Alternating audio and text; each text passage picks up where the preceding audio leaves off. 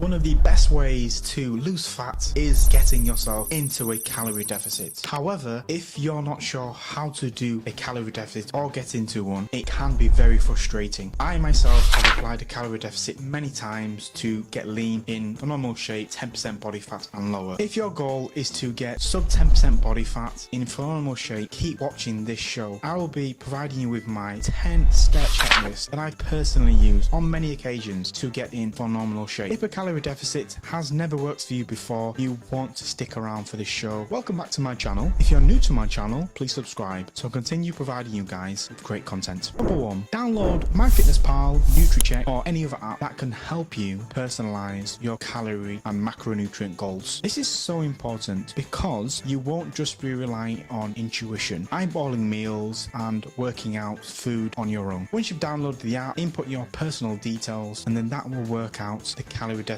based off the amount of fat that you want to lose. I would always recommend at least 20% minimum calorie deficit. However, you can stretch it to 30 or 40 depending on your own personal needs. But to start off with, 20% calorie deficit generally works out quite well for most people. Number 2, set a calorie goal. Now, a calorie deficit only can be applied if your calorie goal is lower than your daily maintenance target. How many calories you need to maintain your weight. Therefore, setting a calorie goal right at the beginning of your journey is key. Number 3, set a macros goal. This will help you stay energized, full, and just allow a more structured way of eating. Protein goal, carbohydrate goal, and a fat goal. So your macronutrients should be set time that you start your calorie goal. 4, and this may rub some people up the wrong way, delete your food apps. So Uber Eats, Just Eat, and all those other apps that are causing havoc on your body shape, they're not doing anything for you at all, apart from giving you some convenience. But we know that generally leads to overeating and weight gain. So therefore, be gone, food apps.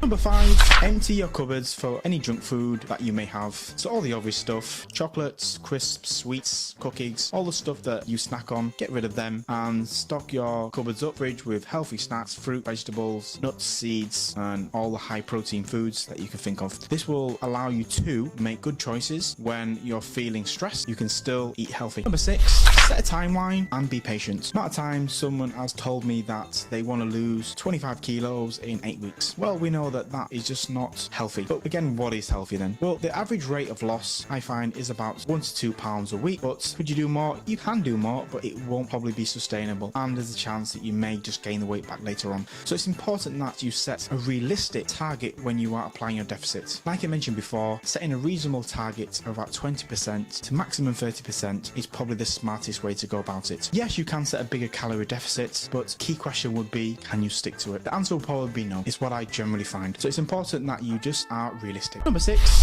join a gym and set a step goal. These are both great ways to be within a calorie deficit and not just rely on the reduction of your food, eating healthy, cutting back on stuff. Exercise can be a great way to put yourself into a deficit alongside food. I find those two together combined, healthy eating and exercise, can be a great combination to get yourself in and stay in a deficit. Number 8, set your weekly workouts, put them onto your calendar, and whatever you do, just don't skip them. It's so important that you stay focused, keep working out, and whatever you do, make any excuses why you can't work out. This will allow you to keep pushing yourself forward and stay within that deficit, working towards your fat loss goals. Number 9, buy some home equipment. If you can't physically train at the gym, it's not a problem. We know that the diet side of things generally is number 1 for losing fat. Exercise can really help support that, as I mentioned. So going to the gym is, I say, a luxury. If you can go, great. If you have the time, amazing. But if you can't, just work out from home. Buy some equipment, set up a small little station, maybe buy a spin bike, and you'll be able to still work out from home. Number 9, that just ties into my number 8, get some home equipment. You can really mix it up, training from home, whether that's just simple bodyweight exercises. As long as you are monitoring your heart rate and it's going up and you're working hard, pushing yourself for about 45 minutes, working some bodyweight, then you can add some kettlebells, some dumbbells, you can add some cardio in there, maybe buy a treadmill, or you can even go out and do some cardio. But whatever you do, just ensure that you are pushing yourself hard. And number 10 on my checklist, tweak your calories. So as you start to lose fat, there's no doubt you'll be hitting plateaus. You can then tweak your calories. So go back into your calorie apps, adjust the numbers, reduce them slightly, but don't go too crazy. But just don't go too crazy whatever you do, and try not to lower your calories too soon. Give yourself enough time in that deficit at slightly higher calories. It's so easy to just slash your calories when you start hitting a plateau. But from my experience, experience and what I've learned over the years, it's important to look at yourself within the mirror and ask yourself, could I do something better at the moment instead of reducing my calories? So can I have better discipline with my food? Am I finding myself cheating more? Do I snack more often? Am I cutting any corners? So really just be critical with yourself. Assess your own personal needs. So do that before slashing your calories. So once you start lowering your calories, you will just get hungrier, your energy will start to drop, and you'll find sticking to your calorie deficits much harder than it was at the beginning. So there you have my 10-step checklist for a calorie deficit. If you're completely new to a calorie deficit, or you've done it before, then I hope this checklist has been helpful to you.